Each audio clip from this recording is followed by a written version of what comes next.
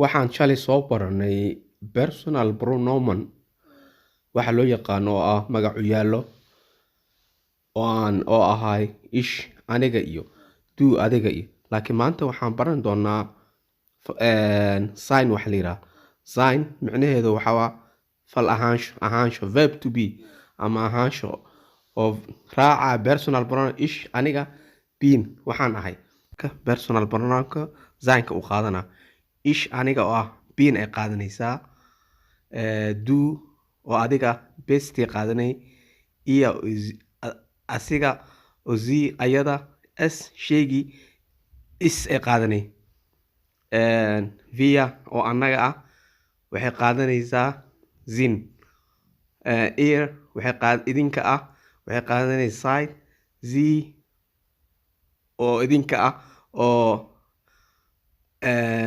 zi ayaga ah sorry waxay qaadanaysaa zin zida weyn oo xushmadana zin ayay qaadan doontaa Hallo, ich bin Maya. waxaan ahay Maya. Du bist Student. waxaa tahay arday. Er, der Mann. Er ist Paul. asiga waa Paul. Sie, die Frau. Sie ist Paula. ayadu waa Paula. Und es, das Kind, es ist Anna. cunugan waa Anna ama ciyaalkan. Wir alle, wir sind in Deutschland. annaga dhammaanteen waxaan joognaa Jarmalka. Ihr, ich nicht, aber ihr seid Studenten. idinka waxaad tihiin arday.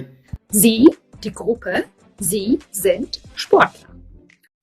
ayaga waa ciyaartooy. Herr Schmidt, Sie sind Professor, richtig? zidan weyn waxaa la dhahaa zin professor waxaa tahay professor. Ich bin Maya, du bist Student und wir lernen Deutsch. Danke und bis bald. Tschüss. intaas ayaan kusoo gabagabeynaynaa barnaamijkii barashada luqadda Jarmalka oo anigoo soo qaabay jarjaradii isku dubaridkii iyo farsamadii turjumadii anigoo ah wariya Cabdinaasir Qujufa intaan ku kulmi doono barnaamij la mid ah barnaamijkan nabaddiino. freelance journalist and photographer Dulqaad Media Show.